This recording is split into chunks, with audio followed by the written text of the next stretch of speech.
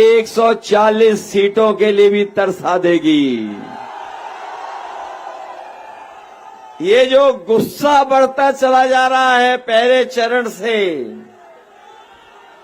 BJP के खिलाफ जनता में गुस्सा बढ़ता चला जा रहा है। आप देख लेना, जब 7वें चरण में चुनाव पहुंचेगा तो जनता का गुस्सा 7वें आसमान पे भारतीय जनता पार्टी के खिलाफ होगा। इन्होंने धोखा दिया सबको, किसी को नहीं छोड़ा इन्होंने। हमारा किसान भाई जो सबसे सीधा है, जो सच्चा है, जो ईमानदार है, किसान गरीब गांव में रहने वाला, अपनी तमाम तकलीफ परेशानियों को सामना करने के बाद भी अपनी खेती बाड़ी करता है, खेत पे दिन रात मेहनत करता, खून पसीना बहाता। उसे भरोसा दिलाया था कि जब सरकार भारतीय जनता पार्टी की आ जाएगी तो किसानों की आय दोगुनी हो जाएगी। हमारे किसान भाइयों, गांव में रहने वाले सभी परिवार के हमारे सदस्य, बताओ 10 साल में किसी की किसान की आय दोगुनी हो गई हो? कहीं आय दोगुनी नहीं हुई। और ये सरकार महंगाई बढ़ाती चली जा रही है, महंगाई आसमान छू रही है और हमारे किसान की हर चीज लागत लगातार बढ़ाई जा रही है। खाद महंगी हो गई, डीजल महंगा हो गया, कीटनाशक दवाई महंगी हो गई और हमारे किसानों को इन्होंने धोखा देने का काम किया। हमारे भोले भाले किसान की बोरी से चोरी कर ली।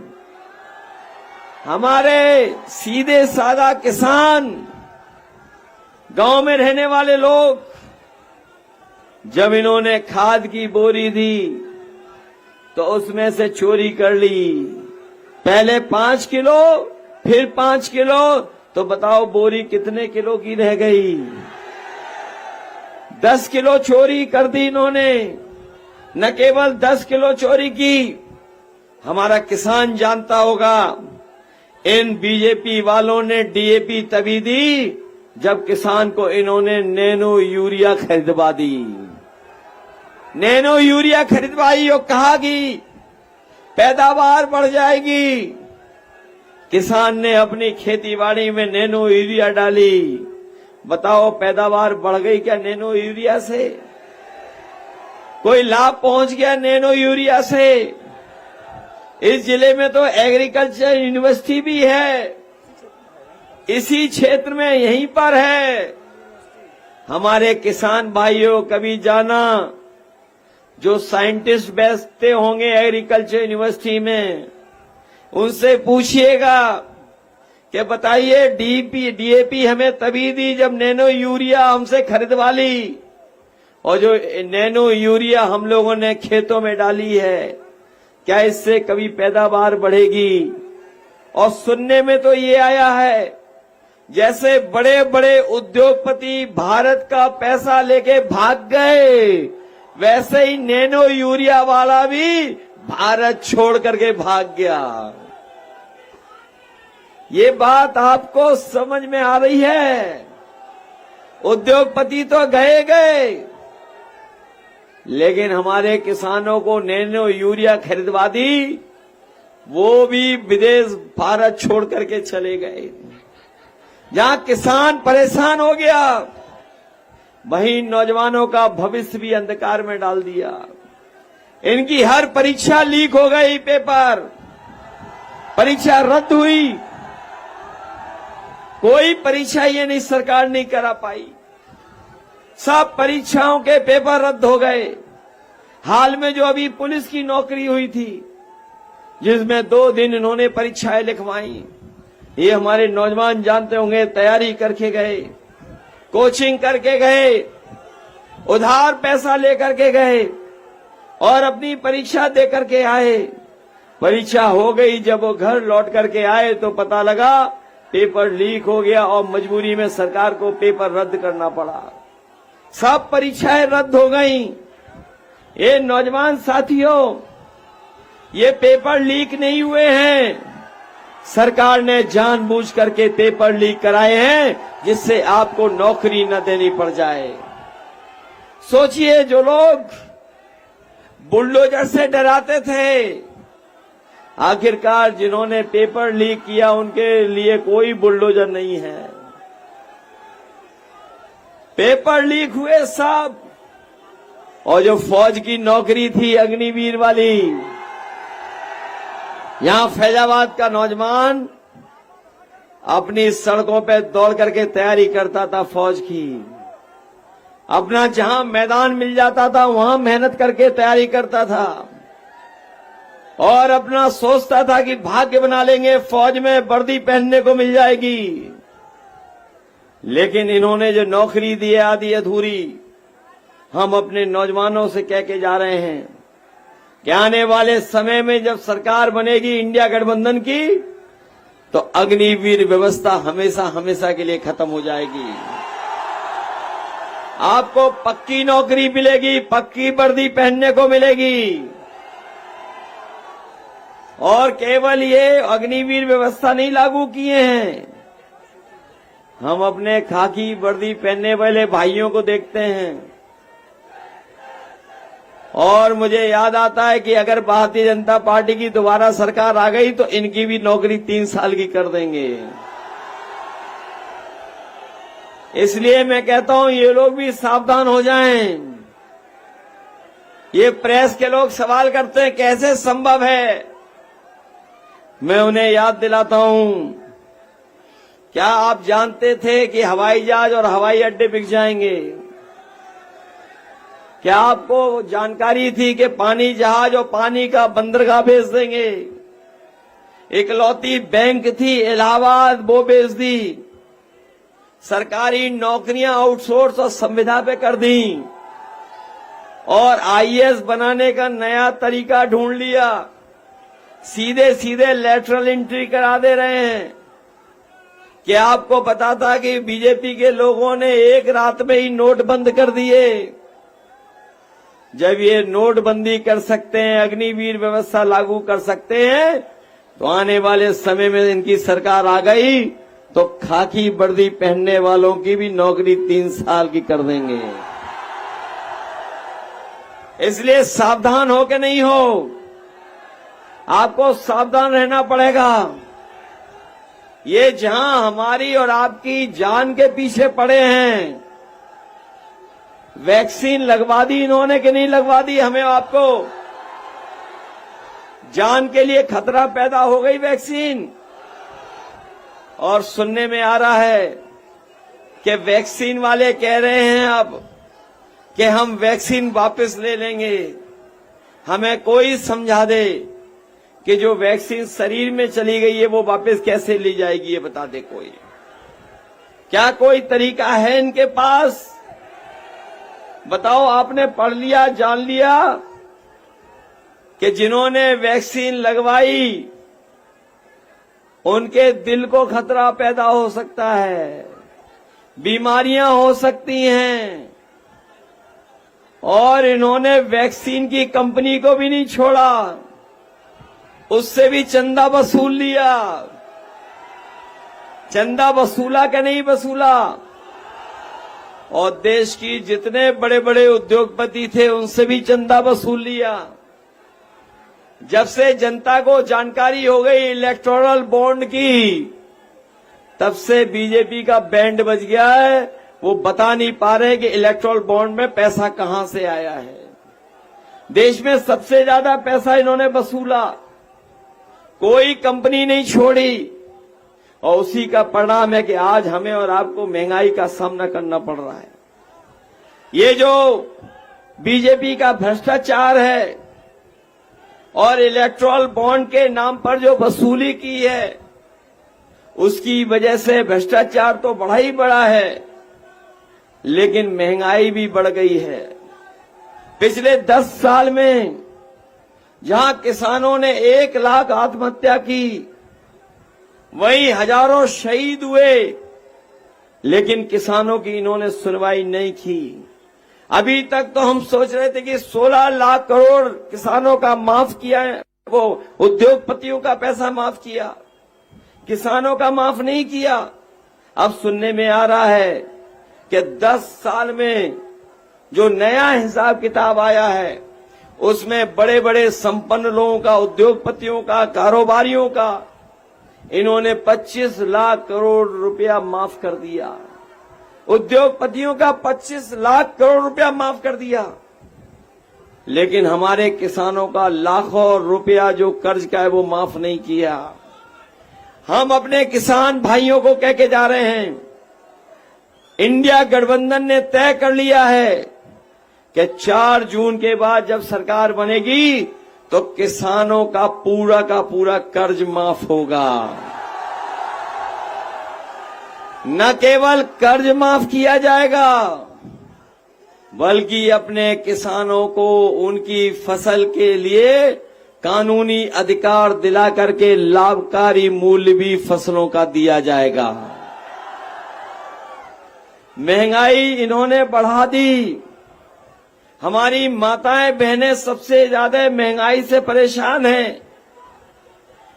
इसलिए जहां हम लोग पहले अपनी माताओं बहनों की मदद के लिए 500 रुपया महीना देते थे, बाद में हम लोगों ने तय किया था कि अगर हमें 6,000 रुपए भी देने पड़ेंगे तो पीछे नहीं हटेंगे। लेकिन अब इंडिया गठबंधन ने तय कर लिया अपनी माताओं बहनों के लिए, ये जो हमारी गरीब माताएं बहनें हैं, इनके लिए इंडिया गठबंधन समाजवादी पार्टी ने तय किया है कि 4 जून के बाद जब सरकार बनेगी तो इनके अकाउंट में लाख रुपए भिजवाने का काम होगा।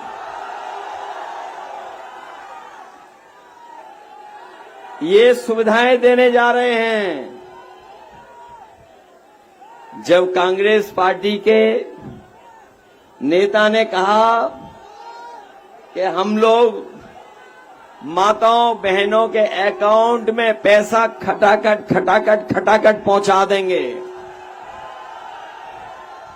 तो हमारे दिल्ली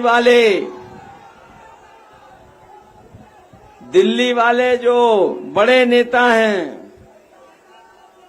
वो कुछ हम लोगों के लिए कह रहे थे कि हम लोग 4 जून के बाद कहीं और चले जाएंगे, खटाखट। लेकिन हम उन्हें याद दिलाना चाहते हैं और बताना चाहते हैं कि हम लोग कहीं जाने वाले नहीं हैं। 4 जून के बाद जो अच्छे ढूंढ रहे थे, अच्छे दिन तो नहीं आए, लेकिन बीजेपी जब हट जाएगी तो खुशियों के दिन लाने का काम हम लोग करेंगे। और जब खुशियों के दिन आएंगे तो इन बीजेपी वालों ने अपने मित्रों को कई सालों से एक एक कर करके विदेश भेजने का काम किया था, खटाखट। याद है कि नहीं याद है?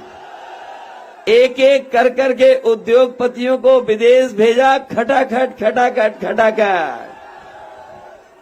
और ये कहते थे न खाएंगे न खाने देंगे, लेकिन इलेक्टोरल बॉन्ड से और दान से इतना डकार लिया कि डकार भी नहीं आई, और अब तो डकार भी नहीं निकल पा रही है। और जनता ने भी मन बना लिया है, जब वोट डालेंगे तो इन्हें हटाने का काम करेंगे, फटाफट। इसलिए हटाओगे इन्हें? धोखा दिया इन्होंने कि नहीं दिया? वोट के दिन के लिए सावधान हैं आपको नहीं हैं? अब बताओ कितने दिन बचे हैं? अब कोई दिन नहीं बचे। आज के बाद प्रचार बंद हो जाएगा। कल का दिन इंतजाम और तैयारी का है, इसलिए तैयारी करोगे कल से, अपने बूथ की रक्षा करोगे आप लोग। ये लोग रोके तो रुकोगे तो नहीं। ये समाजवादी लोग हैं, कैसे भी बूथ पे पहुंच जाएंगे। पहुंच जाओगे बूथ पर कि नहीं पहुंच जाओगे? और अगर ये रोकेंगे तो घबराओगे तो नहीं? याद है आपको कि आपको राशन के बहाने वोट लेते थे ये लोग। जब इन्हें वोट चाहिए थे चुनाव से पहले तो गरीबों को बताओ क्या क्या राशन में दे रहे थे। रिफाइंड तेल दे रहे थे, चना दे रहे थे, दालें दे रहे थे, और अब क्या दे रहे हैं? ये क्या नई चीज दे रहे हैं बताओ आप लोग? और मात्रा कम कर दी कि नहीं कर दी? इसलिए अपने लोगों को हम कह के जा रहे हैं, कांग्रेस पार्टी और इंडिया गठबंधन समाजवादी पार्टी ने तय किया है कि जब 4 जून के बाद सरकार बन जाएगी तो राशन की मात्रा बढ़ाएंगे, राशन की गुणवत्ता बढ़ेगी, राशन की गुणवत्ता, राशन की मात्रा बढ़ेगी। और जिस तरीके से संपन्न लोग, बड़े लोग बाजार का पैकेट का आटा खा रहे हैं क्योंकि वो पौष्टिक भी है, गुणवत्ता में बेहतर भी है, इसलिए अपने गरीबों को हम लोग कह के जा रहे हैं कि जहां राशन की गुणवत्ता बेहतर करेंगे, पौष्टिक आटा के साथ साथ आज डाटा फ्री देने का काम भी होगा।